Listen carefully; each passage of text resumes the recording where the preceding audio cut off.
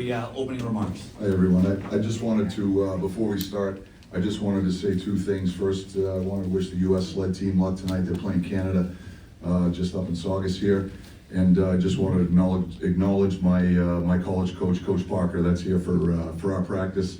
Means an awful lot to me. A lot of the philosophies that I've applied to my job today, I owe to this guy over here. So thanks, Coach. Coach, get a little quick picture with Coach. A little quick photo op for you guys.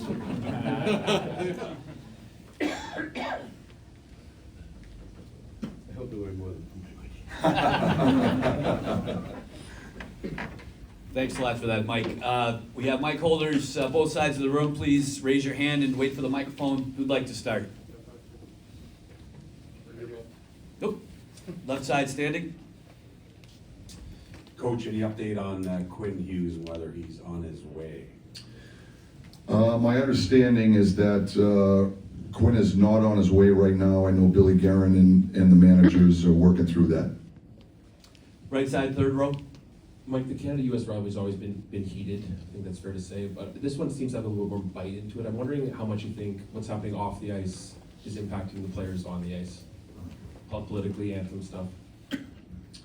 I'm not sure the political environment has anything to do with what's going on the ice. I think there's a certain pride that both Canada and the United States have for representing their country and what this means to all the players. You know, my observation of watching this tournament with all the four nations is that these players care an awful lot, and they have a lot of pride for the jersey that they're putting over their heads.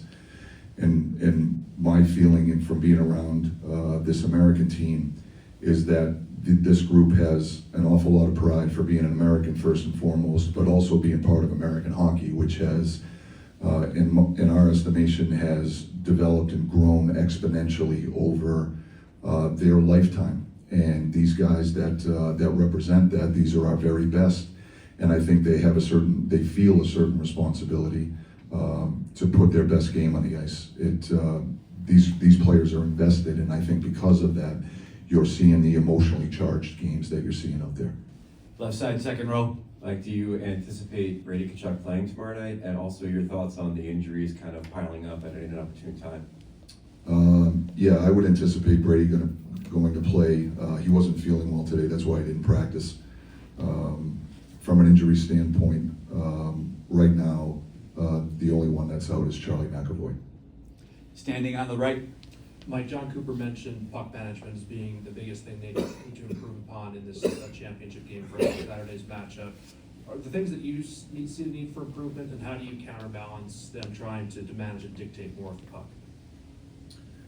Well, I think any time when you put that type of talent on the ice, managing the puck is just an essential part of winning. And if you mismanage the puck, you're careless with the puck. If you chase offense, the unintended consequence of that is that you potentially could give easy offense to your opponent. And that's something that we've talked about from day one, regardless of who we're playing, that we've got to manage the puck appropriately in the critical areas of the rink. We don't want to take the stick out of the players' hands because these guys are elite players and we want them to trust their instincts, but we have to have an understanding of where we are in the rink and that risk-reward relationship. We want to be a team that's hard to play against. I think I can only speak for our group. I think these guys understand what winning looks like, and managing the puck is an essential part of winning. Standing on the far left. I guess further to that, after the last time you played Canada, John Cooper mentioned how for 180 feet, he thought his team was really good. Those last 20 feet were very difficult. Are there any priorities that you placed on your team that made those final 20 feet difficult for them, and how do you kind of replicate that tomorrow night? Well, what I liked about our group in that particular game was I thought we defended extremely hard, and that was something that we talked about from day one, and just the importance of making sure we're hard to play against and our commitment to play away from the puck. And I thought our guys were very committed in that area of the game. I also think that the one area that for me I think we could have done a better job is when we got the lead. I feel like we tried to defend it too much, and instead of staying on our toes and and having the ability to control territory. I think when we were at our best, we were playing a north-south game, and we're putting heat on our opponents by controlling territory. And I felt like when we got that second goal in the third period in particular, we defended hard. We didn't give up a lot, but I felt like we could have had the puck more, and we could have spent more time in the offensive zone. And I think that starts with a mindset. Also standing on the left. They had to dump the puck in quite a bit. Connor McDavid is being forced to dump the puck in, or McKinnon, or these high-skilled guys. What's gone right for you, and what allows you guys to force that? I just think structure. You know, if you have structure, and you know, I don't care who the player is. If you've got to go through 5 players at this level of the game, it's difficult. You've got to beat layers of a defense. So, you know, I thought we played with pretty good structure, in particular through the neutral zone, which is a really important area of the rink. You know, and a lot of times the neutral zone decides which end of the rink you're going to play in. And if you make good decisions when you have the puck, you have, you know, your ability to play in the offensive zone increases. If you have structure without the puck, then you have the ability to make it hard, you know, for zone entries from your opponent. You have the ability to counterattack. If you knock a puck down, it's an important zone. It sets up the game. That's what I think. And I felt like throughout the course of that game, I thought we had pretty good structure through that neutral zone. When you're playing players of that caliber, you know, Connor and Nate are they're elite players. They have dynamic speed. They're not easy to defend one-on-one. You know, but if you defend in numbers, it makes it a whole lot harder for them. We'll take a couple more right side front row. Sully, the other day you mentioned the 1980 team, and I'm sure the players in that room know that event because of the movie. But what they were able to accomplish in 1980, how does that still impact USA hockey? Well, I think without a doubt it does. You know, I think that, you know, that event in USA Hockey inspired a generation of players, my generation, you know. And so I guess it just shows our age that the players that we have in our dressing room are watching the movie, and that's their remembrance of it. But that event had a huge impact on my generation for sure, and it inspired a generation of players. You know, there were a handful of them that played at BU before me, for example. I think this group that we have in our dressing room have an opportunity to do that and inspire the next generation of players, and I think they recognize that. So it's a little bit of a trickle-down effect, but I think without a doubt that 1980 team still to this day has had such an influence on American hockey. We'll take 2 more left side, third row. Hey Mike, 2-part question on Brady and Matthew. First, do you anticipate them skating together tomorrow again? And after seeing their impact on Saturday, just how important is it to have them both on the ice tomorrow? I would anticipate them both being in the lineup, if that's your question. And I think, you know, Brady and Matthew, first and foremost, are really good hockey players. And they've been a big part of the success that we've enjoyed at this point in this tournament.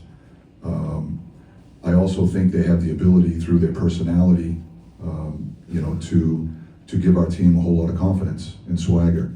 And I know what this tournament means to them personally, and how important it is to put our best game on the ice.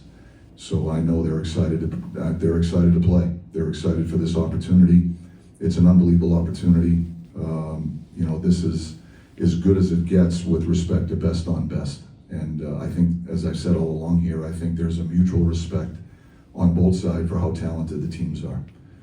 I also think from our standpoint, with respect to those two guys, there's a certain determination that those guys have to want to win. Last one, right side, fourth row. Yeah, I understand that doing the right things on your end is first and foremost, but when you, in terms of the mental preparation for tomorrow, how does antagonizing the other team, how much does it come into play? And as a coach, do you encourage it into your players? No, it doesn't, and we don't encourage that.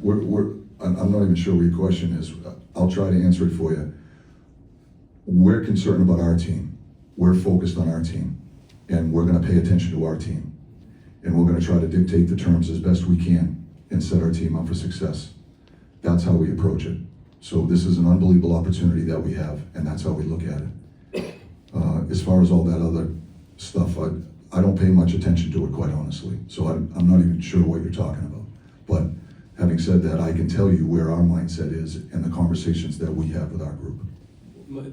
I'll clarify, it's just that in a player trying to motivate himself, he'll motivate himself by saying, okay, well, I want my team to win, but focusing also on who's the opponent, on preparing himself by looking at the other team and say, we're gonna beat these guys in particular. Does it?